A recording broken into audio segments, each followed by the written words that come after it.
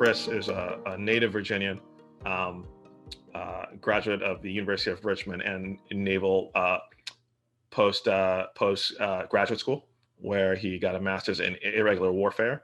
Um, Commissioned as a member of the U.S. Navy, 15 years in the Navy SEAL teams with SEAL Team 2 and SEAL Team 8. Decorations that I don't have time to go down because we don't have time. And where I imagine, which was a pivot point in his career, he served as aide to camp to General Stanley McChrystal in Iraq when he led Joint Special Operations Command, of which there has been a book written, which he's the co-author of, called Team of Teams, and a sequel to that book called One Mission. And so why do I have a captain of industry who's taken these lessons and been helped lead the McChrystal Group for the past 10 years, applying many of those lessons to companies as big as Exxon and to nonprofits like the United Way, to cities like the city of Boston, as well as state capitals in Missouri and Nebraska? Why do I have this captain of industry and decorated combat veteran here with us today? And if you ask that question, in your mind, it would not be surprising. And the reason is not his expertise in higher education or community colleges. This is a place where Chris is as humble as he is capable. The reason we have him here and the story that he is going to help tell us is, if you look at particularly his time with General McChrystal, and you look at the beginning of that victory, it was not about getting more tanks or more men or better training or getting people who could do more push-ups. It was about changing the way that organizations and people within those organizations work together. He was part of, one could argue, one of the best organizational transformations in the history of the modern military. And when we look at what many of you have actually named you'll have to do, you're going to have to change the way that people and organizations that you work with and also work around come together. And in quick time frame, in difficult circumstances, and frankly, around a problem that is changing and adaptive. And so when I thought about, okay, who has done something like that, Chris pops first to mind. And so he and I are going to have a conversation. And usually when Chris, usually when you have these, I ask the questions and then our kind of keynote response. But actually, Chris asked me a question before this conversation. And what I want to do is I want to say the question and then show my answer to the question. So the question he asked me was, he said, look, no one's against this work. Can you show me kind of what is this coalition that each of these colleges is working with to try and get these micro pathways up and running and get people into work? And so what I did is, and by the way, for those, I've talked about me being a teacher. What I was not good at as a teacher was handwriting or drawing, but I've attempted to do both to begin to answer his question. And so as you'll see on the next slide, you'll see what I put together. What he asked me was, who is this coalition? And what I did basically was I drew a very, very rudimentary sketch of a community college. Very rudimentary, lots of things missing, super simplified, but just to get to the point. You have in that box to your left, your community college system. Of course, you're going to have a chancellor, president. You're going to have kind of your provost and academic services. You're going to have student services, operations, obviously, and then potentially faculty advising, legal. Those might be under different people, different places. And there are other functions that I did not put on here, but very bare bones for some of the groups who are going to be super involved in this work and are involved in the work that you all do every day. Also for this work, and I drew these dotted lines very purposely, you have your K-12 school districts, you have employers, you have chambers of commerce, you have your unions, you have a number of other groups that I can name. These are people who work with you, but they don't work for you. But you are going to need them to do some of this work. And so the reason I drew this is that I wanted to give Chris a sense of, here are some of the players, and here's kind of some of the structure that we're dealing with. Again, for each of you, I know it looks a little different or a lot different, but again, just to give him a sense, because some of the things that you'll see are, one, even within that box of where you all are in the same institution, you're not always working along the same purpose, number one. And I think it's important to say that out loud. Number two, in his world, he also had people that he worked with, but who didn't work for him. And again, we have to figure out how you got those folks on the same page. And then three, and I'll name it, for Chris in Iraq at that time, he was dealing with this morphing and adaptive enemy at that time called Al-Qaeda in Iraq. You all are dealing with a very different enemy, I would argue, economic immobility, unemployment, poverty, but that frankly is no less pernicious, no less adaptive, and you have to figure out how you move as quickly enough and get your institutions to be able to move as quickly as the problem that you are trying to tackle. So Chris, I frame this as my answer to your question to start off with. And Chris, I really want to take it to you to take us back to your time at the beginning of this adventure to give us some lessons and set the context for us. Yeah, absolutely. Chike, thank you for the warm intro there. And thank you to all the folks on the line for the great work you're doing. As Chike mentioned, I have a relationship that goes back with him for several years now. So I know the great work that he's capable of. And I knew when he was leaving our group to go somewhere else that it wouldn't be happening if it weren't absolutely mission driven. So it's great to see that that playing out the way it is. And to build a little bit on what Chike was saying there, I'm going to throw up some ideas here in a moment. Just try to pull up a whiteboard. If whoever is the host, if you can make my iPad also give it presenter rights, I'll be able to do that. Much of the story comes out of my experience in the special operations world, but the broad relevance there is universal. Right? How do you take big traditional systems, bolt them together, and have them solve very complex and fast-moving problems? Right? That's a real challenge, and that doesn't just happen overnight. And we learned that the hard way. Look, here nor there, I can dive into it. It's a little clearer with a sort of a visualization. But the point I would make out of the gates, and what I asked of Chike is that that we really share a back and forth sort of discussion here, and we'll go with this as long as it remains up. Yep. Essentially, what Chike drew up there, is something that looks like this, and you have some sort of matrix stuff shooting over here, etc. At the core of it, I'm sort of beating up his description a little bit, but at the core of it, that's exactly what that we faced in our experience here, which was so we had a visionary leader in Stan McChrystal who really had a group of leaders around him at that point, and they were given an organization that looks somewhat like this.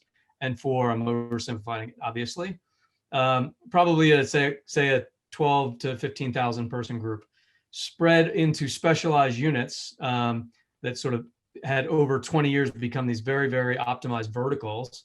And at the bottom of those, highly specialized teams, right? And when you got down into those teams, these are like 20-person units. They tended to look like little networks, not really hierarchical as much as relationship-based, trust-based, et cetera. And so for years, this system had worked really well to clarify intent and strategy, organize that intent and strategy, and decide who it should go to, what team and what leaders on the ground. And then those small teams would detach from what we referred to as the mothership, this sort of big entity up here, go out into the field, literally, address that problem, and learn new things, and then bring that new information back into the system, where it would go then up through the very organized middle and influence strategic thinking for the next cycle. That worked perfectly for about 100 years, really, if you look at the history of military thinking. And we didn't come up with that. Obviously, there's been a long history of interplay between military strategy and structure and industry. And I would argue you can see the same patterns in education of the big systems. This sort of model works extremely well when it is facing something that looks the same. There's a reason that in military lexicon, we call this symmetric warfare, right? There's symmetry between these two. And we call, when this no longer exists like this, we call it asymmetric, right? Because military people are very literal, right? And it makes a lot of sense. What we found was the model we had of good leadership, structured middle, high performance teams on the ground no longer worked when we were facing complex interconnected problems, right? This is how networks manifest. And so when teams detach and go over here and they learn new information, by the time they get that information back and it goes up through the structured middle and is able to influence strategic thinking that then cascades it back down for the next set of directions. The relevance of this information is no longer as critical as it once was by the time this team gets to the next opportunity, right? I grew up in a world originally where the time lag between action A and action B was weeks, perhaps months, sometimes longer. And suddenly we've all found ourselves now in a world where that time stamp is much tighter than it used to be. So there's a big question mark, a mystery in a lot of folks' minds around, well, how quickly do we need to move and realign ourselves? So one of the first steps, which is comes back to what Chike outlined there at the beginning, was the recognition that this is not enough. Even though we have good leadership and good teams on the ground, we need to start building a coalition, which is essentially what, from my understanding of what the folks on this call are trying to organize, and the way that Chike describes it, our leadership had to go out first by convincing others inside the organization that it was the right thing to do, then going out to other similarly structured entities, be it intelligence organizations or State Department, political folks, coalition partners, host nation partners around the world. Eventually, this was, this very, very complicated matrix, and all of those started to sort of dotted line in at different levels of the organization. And so, in essence, we looked a lot like what Chike just described there, which is easy to put on paper, and it makes a lot of sense because once we could articulate the complexity of the problem we were facing that was manifesting in this sort of network fashion, you could then argue, well, we need to look something like this. We're now matrix and multi-layered and all the fancy words that org structure folks like to throw around because that's what the problem looks like. That's great, but how do you get this system to work? It's hard enough to do it when it's structured because you have all these strong-willed people who live inside their verticals, et cetera. Then you start to add these other aspects to it, these other pieces that you're bolting on, much like you all are working on, and it becomes that much more complicated to execute. And so what I'll highlight just a few of the key points that were relevant to that transition, and then Chike, maybe we can have a dialogue or pull others into the discussion. I'll follow your lead. Absolutely. A few big areas that we started to hit on and recognize was started with the realization, and this is why it's great that Chike started with what he did, that we didn't understand what we looked like, right? So getting a sense of what you look like on paper is one thing.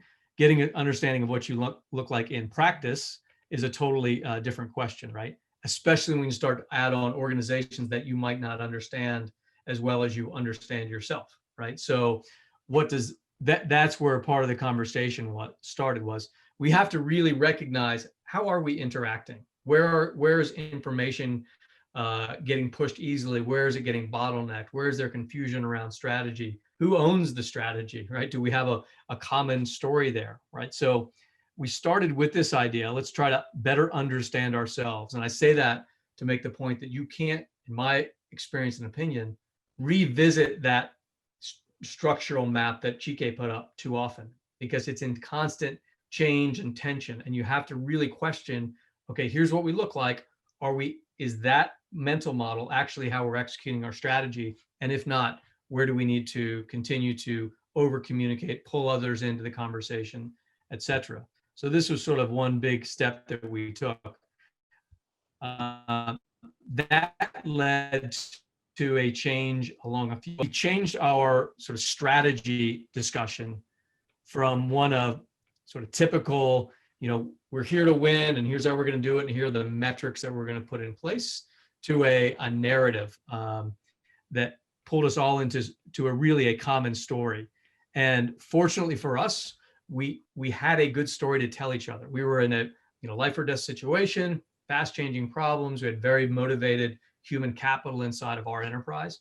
But I would argue you all are fighting an equally important mission for the future of higher ed, our country, however you want to look at it. Framing that up to a very powerful level helps pull others underneath that umbrella that you're creating.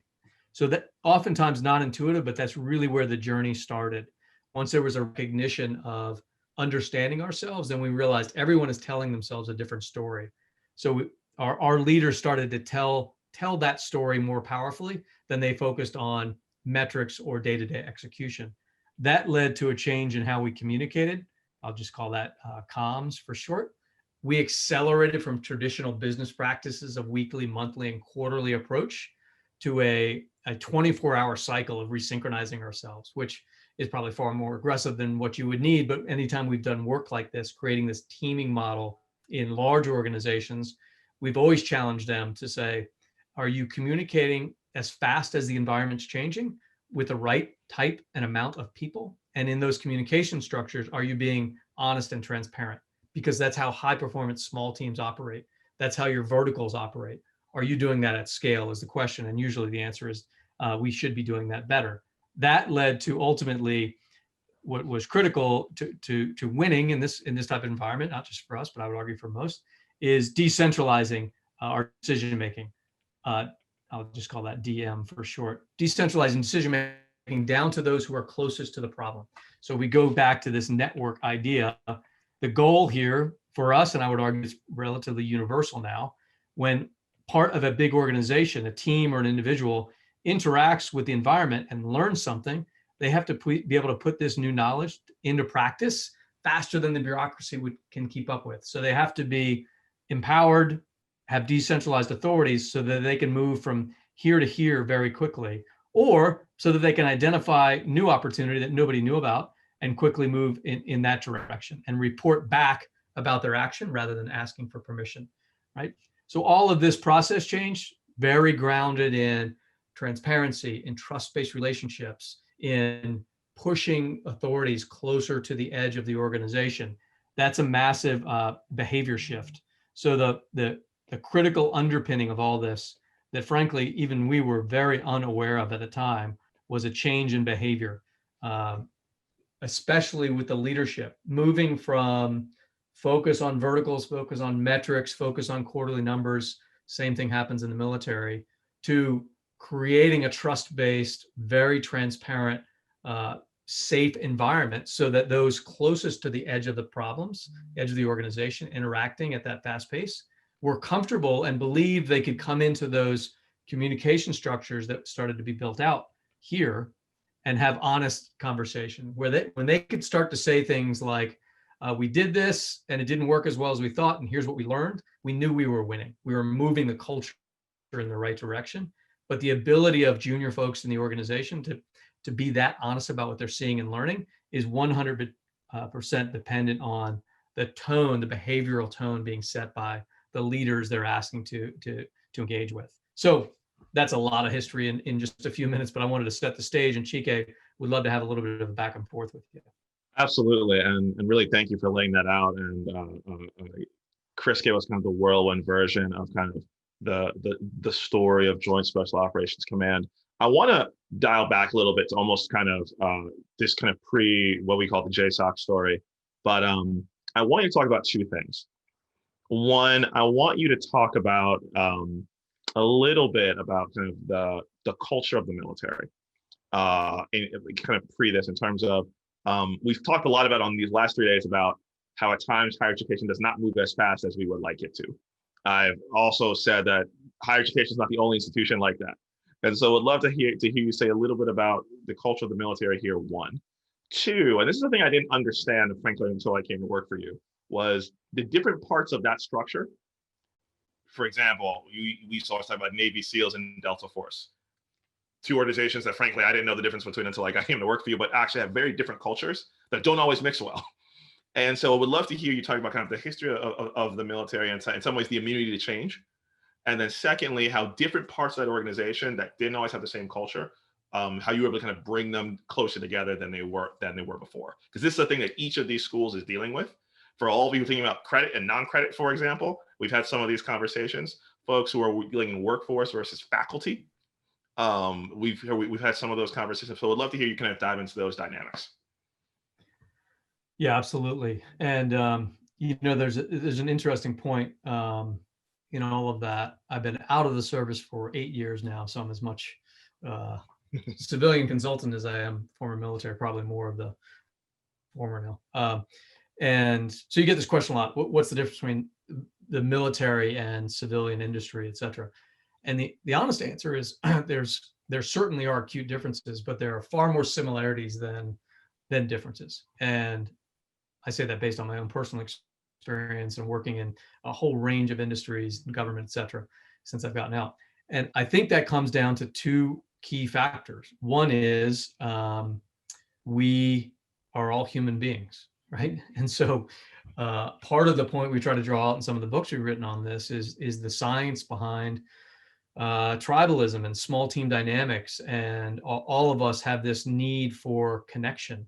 And that connection is based, if for most of us, on a feeling of belonging and safety, right? And so the culture of the military was hyper dependent on the org chart you put on the wall and the tribes and verticals that put people into, right? And once you get there, what the military is very good at, and this is a strength, but it can also play against you when you're trying to connect across those boundaries, is you go through this massive selection, not unlike academia, where I've been around it enough to know that it's not always as nice as it might seem from the outside, right?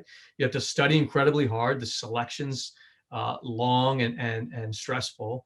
And once you get into that system, much like getting into the SEAL teams, takes you 2 years of constant, selection models, et cetera, to become part of one of those units. Then you get welcomed into, you get behind the fifth door, right? You're at the ultimate sort of inner circle, so to speak. And then you can let your guard down because now you have your tribe, right? And so much of the behavior we saw in the military is based on, I can finally, feel comfortable that I'm not going to get deselected. I just have to establish good, solid relationships with these people around me. And together we're stronger than the sum of our parts. So we get this huge uptick. We always say that, a SEAL platoon is relatively average type of people, but they work extremely well together as a team. That's the magic, right? And so that's the core strength, but it can also be the real challenge and weakness when, to Chike's second point, you have to work across those boundaries, right? And so for most organizations, in our experience, they spent so many years, generations, depending on the age of an institution. Academia obviously has a very long legacy here, teaching and grooming inside those norms of the small team, the vertical, the school, that it's subconscious, right? You just, as soon as you join the SEAL teams, go back 25 years and I could have ended up as a ranger or a pilot, or it doesn't really matter. I knew I wanted to do something in the military. Coming out the other side, I was hardwired to be a Navy SEAL. The tribal nature of that organization, which is a real strength, turned me into what it likes to see there, right? And I say that in all honesty. I had a little bit of input, and I obviously changed the culture slightly by part of that, but you're mostly being given the what it is that institution wants you to become. And I teach a class on the side at the Jackson Institute up at Yale, and I've learned by watching that level of higher ed. You're all competing for these very smart students. The power of the institution to create them into that type of thinker and learner is, I think, oftentimes undervalued, right? And so, because those tribal roots establish such a deep sense of self, when you try to pull people across those barriers, it really, for us, it's like you're questioning what it means to be a Navy SEAL at a very core level, right? Because we attach importance to things that may seem silly to the outsider, which is why Chike said, I can't tell the difference between a Delta operator and a Navy SEAL. Well, that's because you're not in those tribes, right? Look at the way that operator wears their hair. It's a 1/4 inch too long. That's ridiculous. Therefore, they must be in the SEAL teams. Or look at the way that they said that, brevity code. We don't say it like that. We put the emphasis on the first syllable. Do these silly little nuanced things that create this massive separation. And then you scale it up to the practical level about how you structure your units, et cetera. And those are really, really hard boundaries to overcome. So one of the first things that our leaders said to us was, hey, we got to all get along, right? Hasn't everybody heard that in every organization going through change? And it's flippant and sort of a silly way to approach it. They recognized, I can say that all day long, but until I start to demonstrate from the senior level what the impact and the negative outcome of not bridging those divides will lead to, I'm just, offering hot air and observation. And so they started to frame that narrative of, here's what we look like collectively. Here's a mission we're trying to accomplish. And every time, I can't tell you not to put your tribalism in front of that mission, because I won't be there when it happens. But let me make you a promise. Every time you do that, every time you hesitate to share information with that other unit, every time there's an effort to sort of undersea the collective trust inside of your units, which may make you look stronger and more valuable to your tribe, we collectively lose. And no one will be able to pinpoint the moment that it happened. But this mission is impossible if all of us aren't able to give up a little bit of our tribal sense for the cause of the greater mission. Now, if you don't believe in that mission, that's fine. You should go work somewhere else. But if you believe in that mission, we are going to win by all of us giving up a little bit of our sense of self that we derive from our team and living into this bigger collective effort that we're trying to pull off. I mean, that's a little bit, I hope that's not too theoretical, but it's, I think for this organization, what you're trying to accomplish, and the folks on this call, I think it's as close to home as I can imagine.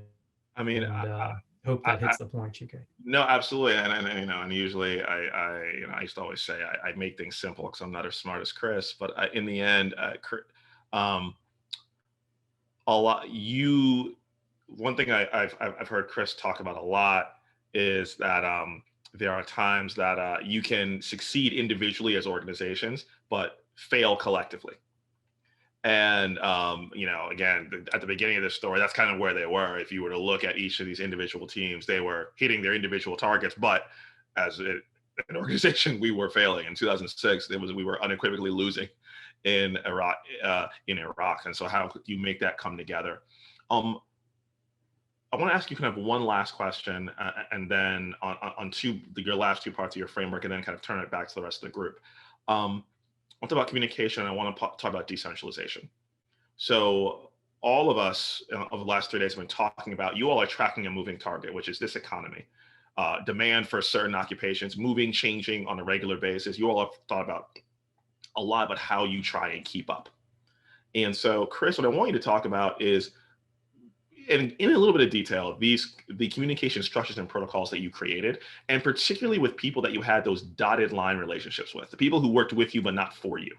Because part of the way, in theory, that we keep on top of this is that if we all share everything that we know, if everyone knows what everyone knows, we can begin to get a better handle on what learners need as well as what the economy needs. So I'd love to hear you talk about kind of how you all did that. Again, very different context, but I think lessons really carry over. Yeah, sure. And I'll throw up some sort of mapping of this because it gets a little bit tactical. But as an opening comment, I would say a few things to think about. And this is really what I observed when I was in service, and I've seen others do it well in industry. There are certain requirements, right? Speed, transparency, the backbone of that, all the build out, that sort of sleeves up work that just takes time to put in place. But the key variables that have to be in there are one, what we spoke about, and it's worth a lot of time and attention. What is that sort of North Star, that mission, that narrative that others just can't disagree with? It has to be at such a high level that, and obviously you all are perfectly positioned for this because you're tackling such a noble issue. But framing it up so that, and that's always your touch point that you go back to, whether it's to solve internal wrangling where okay, we don't agree, let's keep going up and up until we find a point of agreement and then start working back down. Sometimes that point of agreement will be all the way up to that North Star of what you're trying to do in education, and that's okay. But it has to be airtight, right? And when others come and look at your organization and challenge, you have to be able to say, look, here's what we're trying to do. And that's where it's so critical for the handshake, dotted line relationships.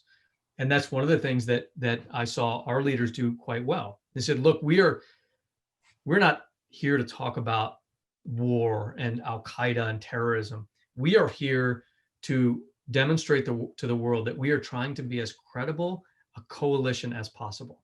And that credibility extends to the population of the countries where we are being employed, It extends to our coalition partners, et cetera. I mean, everyone can fall under that umbrella. Now, our role inside of that is this particular piece when it comes to counterterrorism, right? So putting a mission and a narrative that everyone can align underneath is a critical first step. The other then, so that's sort of one anchor point. The other that I saw is the type of leaders that create that conversation. This has to be coupled with servant leadership, which, if you're here, I know Chike well, I know he is a servant leader. I assume that's the base of this conversation.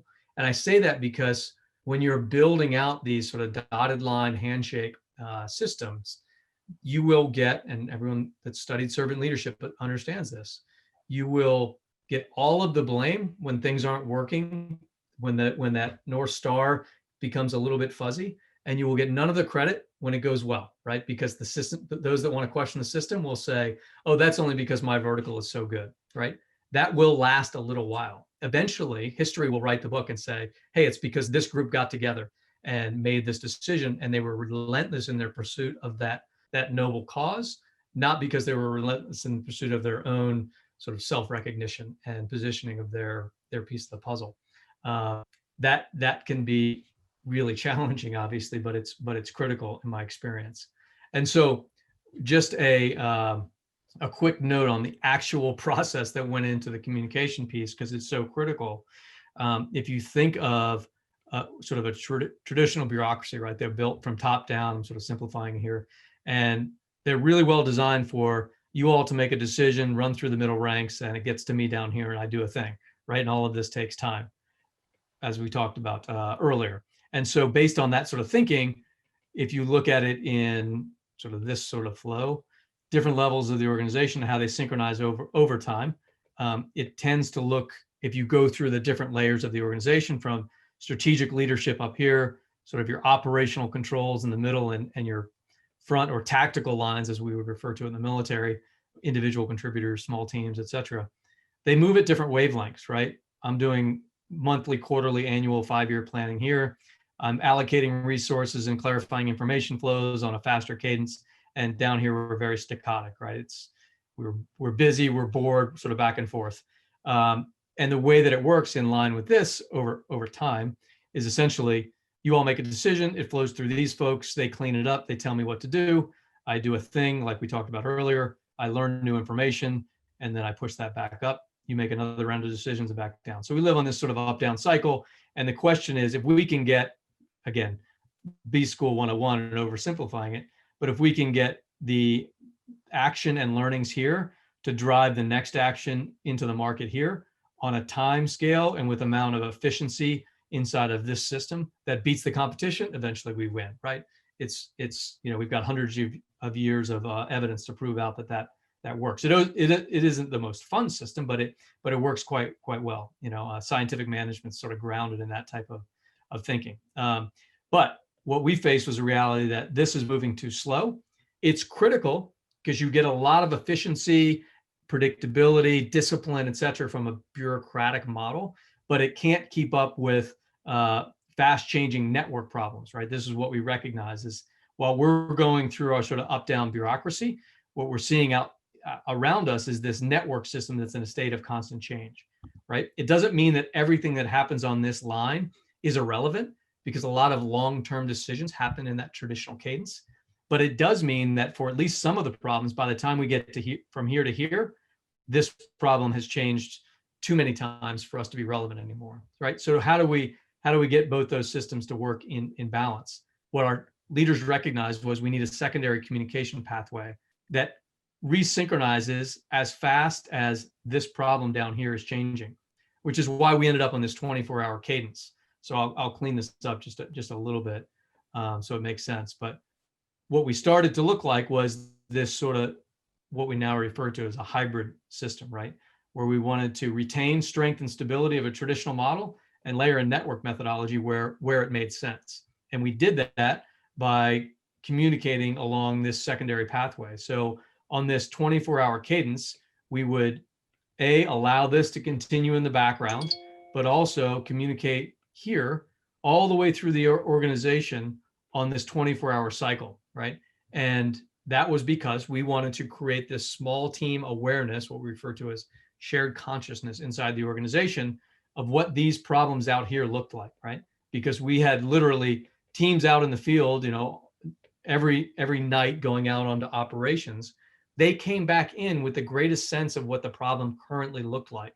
And so for the first hour to hour and a half of every day, 7 days a week for years on end, we would start a communication forum with the teams down here, allow them to say, hey, here's what we're seeing. They would push that information up and to the senior leadership.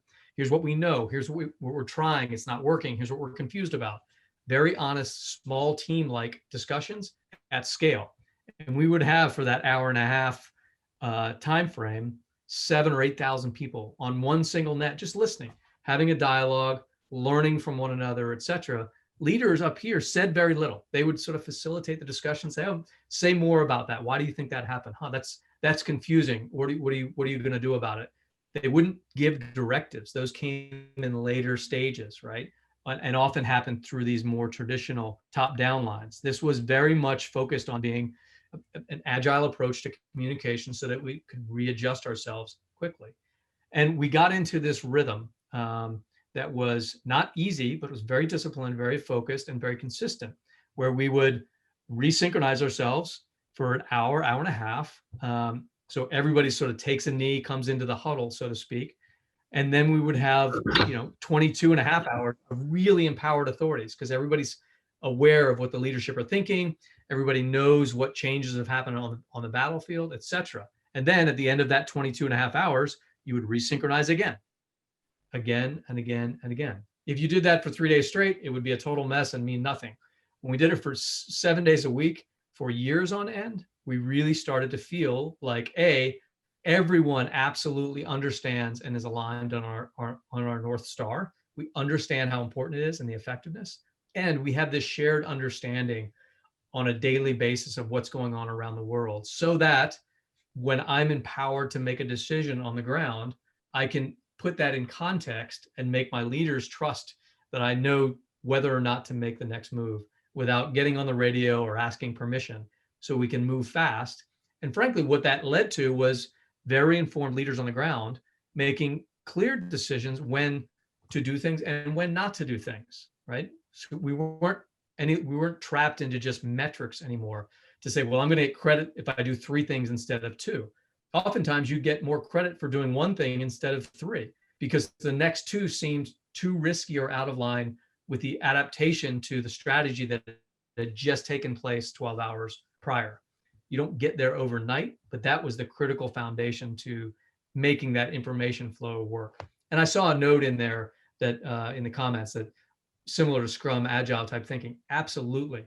Early on in our work doing this type of work in the tech space, one of the CEOs, one of the larger firms in the Valley said, oh, you figured out Agile at scale. This has been driving me crazy for the last 5 years, because I grew up implementing Agile into our dev teams and I can't keep up with it up here. This could solve for that potentially. So that comment is exactly on the nose with what we didn't have that language or really understand the first thing about those processes when we were in the military, but it aligns quite closely. Back to you, Chief. No, this is really helpful. And just to put a punctuation on this, again, the combination of powerful narrative, which in my old world I would have called common purpose, shared consciousness, which you see exemplified by this communication structure, and then empowered execution, where decisions are made at the lowest appropriate level. And Chris, you're going to correct me on the numbers here, but you go from, just as an example, 3 to 4 successful raids against the enemy a month to 300 to 400 successful raids a month against the enemy, literally in the span of using these frameworks. And again, I always say, remove Delta Force and Navy SEALs and put in credit and non-credit, put in different structures within your institution. And I imagine some of the dynamics that you're hearing will feel a little familiar to you.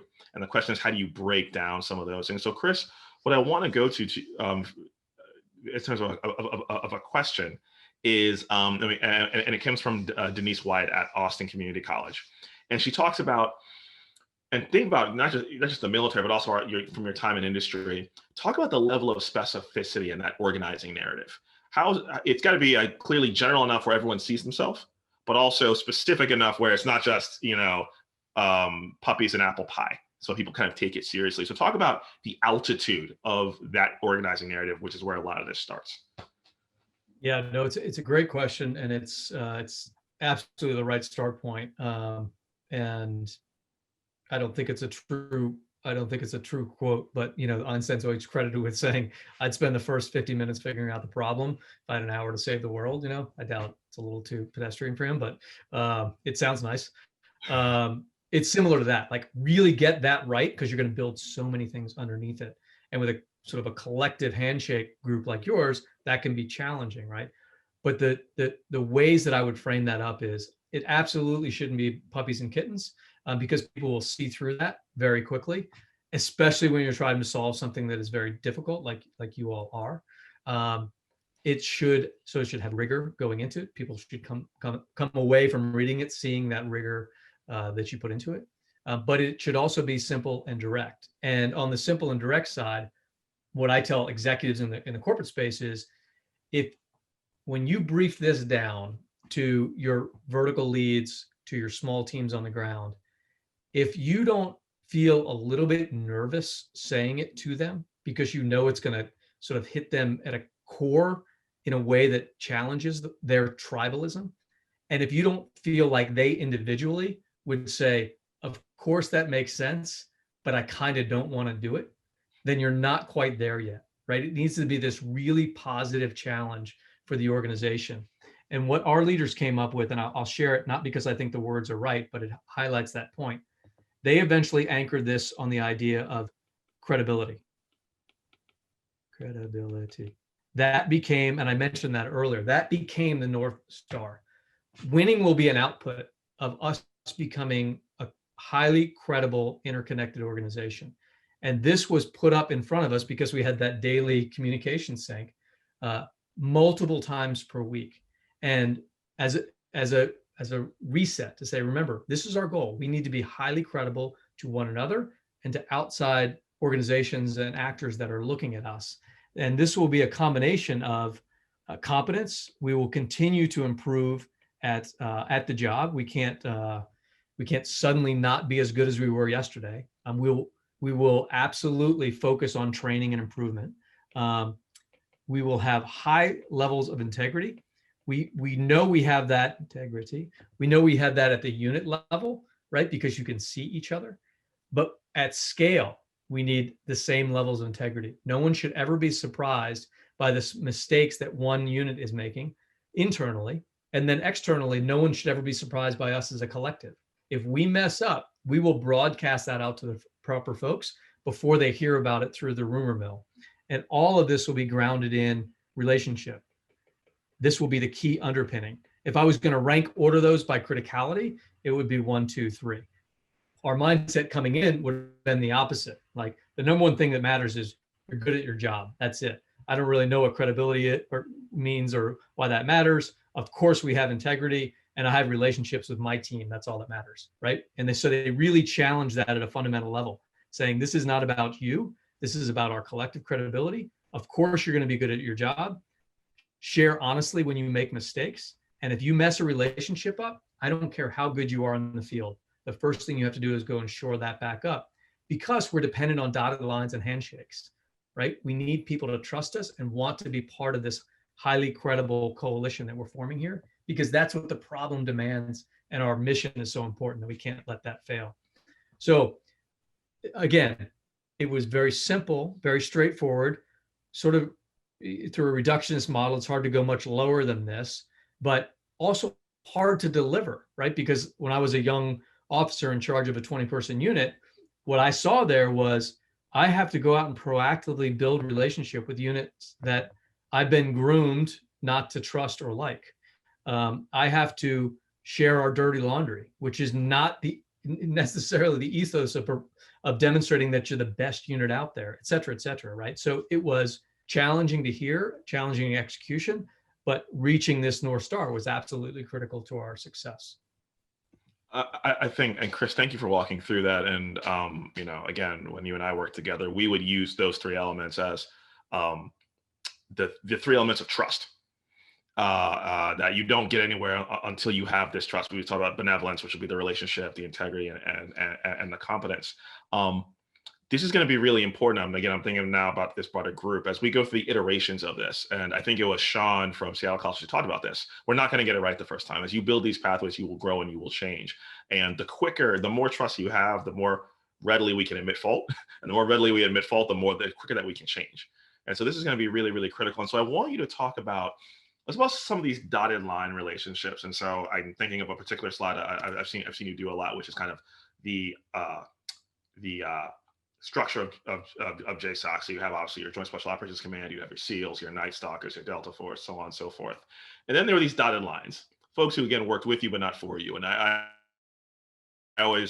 think about our former colleague Greg Vogel from the CIA, who always had particular words about the SEALs, who did not work for you. He worked for the president, as he would tell you and remind you. Talk about some of those folks. The State Department, they did not work with you, but clearly they were critical to your work. As I think about these colleges who we have on the phone, that we have on the line, employers who are critical to their work but don't work for them. If anything, the employers might think that the community colleges work for them. Obviously, K-12 school districts. As I think about chambers of commerce, unions, all these other community-based organizations, think about how you use some of these structures to get them on board and keep them in the fold as you were moving along, because that's, I think, going to be a huge part of the work that many of these folks are going to be doing over the next rest of the year and the rest of these 2 years. Yeah, it's I think one of the interesting things that I saw demonstrated and we all learned from was there's a tendency in any competitive space, successful organizations, et cetera, we're sort of groomed to play to our strength, right? And because we're often raised as we were in the origins before we started to go down this path,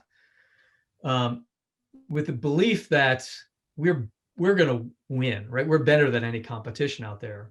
That's not the issue. The issue is that other team over there or that intelligence group over there, because they're all going to try to get in our way, right? We're the one that should get the mission and the best intelligence and the recognition, et cetera. I mean, I'm exaggerating, obviously. So I'm not really worried about the outside environment. I just have to get out there and then I'll win.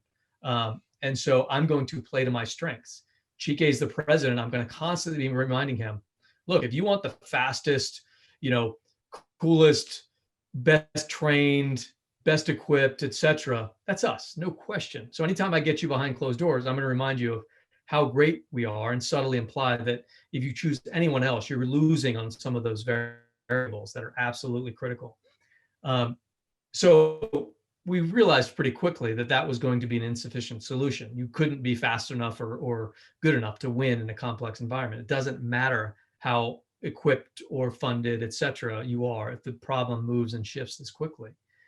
And so one thing to form out those other dotted line relationships, one thing that was so critical, which was really an extension of that narrative that we just talked about, was highlighting your own gaps and weaknesses with honesty and being, so now Chike's, an intelligence officer.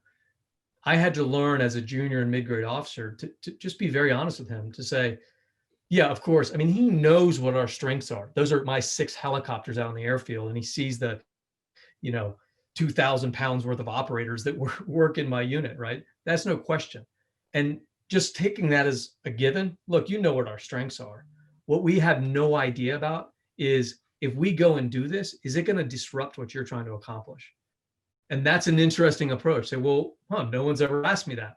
Well, can you map out for us or for me, like what your view on this problem is? Because I might be about to do something that will put that at risk. And I recognize you have countless strengths that we don't have.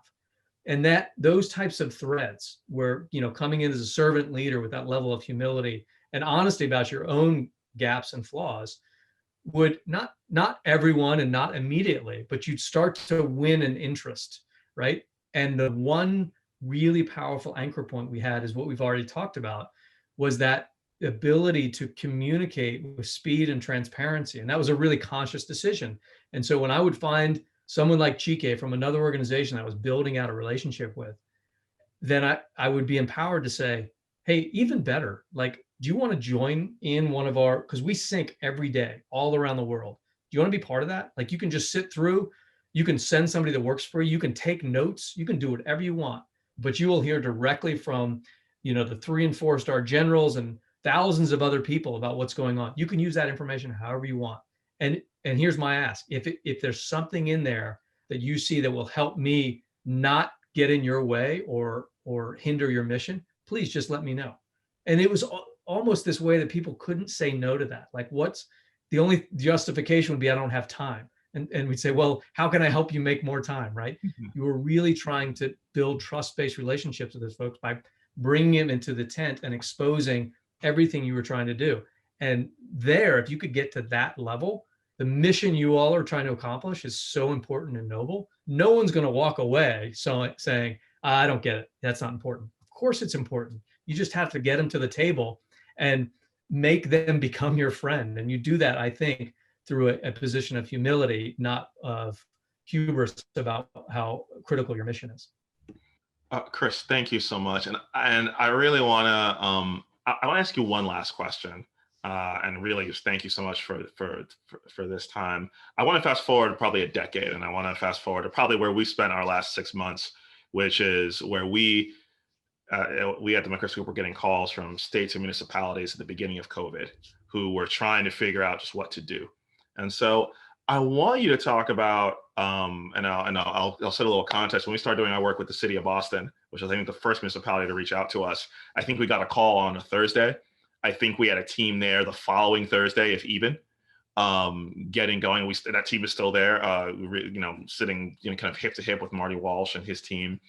Can you talk about how some of these lessons that you talked about, kind of 2 or 3 minutes, how they've shown up, and then kind of close it out for us in terms of things you'd have this group kind of listen, kind of take with them as they leave you. So lessons from that you've seen from Boston over the last couple of months, particularly responding to COVID, that I think might be applicable here, and then also just a quick kind of closeout for us. Yeah, I'll make just 2 quick points there. One, when you're facing problems of this magnitude, you're going to see opportunities to move quickly. And we were just having this conversation today about another piece of state level work done, where, on a Saturday, some exhausted state level officials, 1 or 2 of whom we knew, reached out. Cheek and I were on the phone with them, and we said, look, we're here to help. Like, everybody's in this problem together. You don't have to worry about a contract or anything. We'll have somebody there by tomorrow night, and we'll start digging into this. And if anything, if we can help you shape out who should come in to help, like, this is a global problem. And when we did it, like 24 hours later, there's a 2-person team that had driven across the country to meet with these folks and try to help them. And that, you're going to have opportunities like that to really demonstrate, holy cow, this is like a different type of committed organization, right? I called them with a crisis and they just showed up and tried to help. So don't miss those opportunities, I think, would be the number one. Number 2, on specifics inside of city and state, they're facing a very similar problem, right? Recognizing, take a city, for example. We're good at having a town hall and elected officials, and then we have people that communicate with the schools, we have people to pick up the trash, we have people that do X, Y, Z. But what if half of our trash service gets COVID, while 30% of our teachers are sick as well? And now the trash is piling up outside of the school, and there are not enough adult figures to handle it. This is suddenly a very, very complex issue. And so I think the progressive thinkers in that space identified very early on, I need to get all of those stakeholders in some sort of meeting cadence so that we're sharing across, and we can anticipate, not by months, but maybe by 3 days, so that my sanitation officials can say, we think we have something bad brewing in this part of the city. Is there a way that we can mitigate some of that stress? And they'd come up with creative solutions. And it wasn't going to be the same thing twice. But just having those people in dialogue is the way you create the opportunity for those learnings to emerge. But again, the critical touch point was the tone. In every example we've seen, the tone of senior leadership saying, look, I'm not doing this to get reelected. I'm not doing this. There's no big secret grant money behind this. We need to save our city. We need to help our state. And here's the best way we can think of to do it. So I hope that's helpful. I will just a brief closing comment or two. Thank you for letting me join you at the end. I wasn't aware that there was a keg party after this, but that was sorry, I wasn't invited. I would not do that to you, Chris. Most importantly, just have great respect for the mission you all are focused on. My wife and I have recently moved from Washington, D.C. We lived on Capitol Hill to southern central West Virginia as a bit of our own social science experiment. So we're big believers in these parts of the country, and we thought the time was right to show our children what the rest of the world look like. And at 9 and 12, they are active participants in this experiment. And so what you all are trying to solve for is absolutely one of the critical foundations to what I think is going to get this country back on a good heading. So I appreciate the work you're doing. No, Chris, thank you so much for being with us. And if you want to use the hand raise function or you want to do a silent round of applause, Chris, thank you so much for being with us. And again, I think whatever the nasty problem is, whether it be unemployment in many of the cities or jurisdictions that we're talking about, whether it be historic racial inequity, whether it be our forgetting of rural America. Again, a lot of the lessons that you talked about are how we apply, because in the end, this is about how human beings interact with each other and how individuals and groups are led and lead. And so in the end, this is about getting human beings to behave and be different. And so just really thank you for really highlighting that.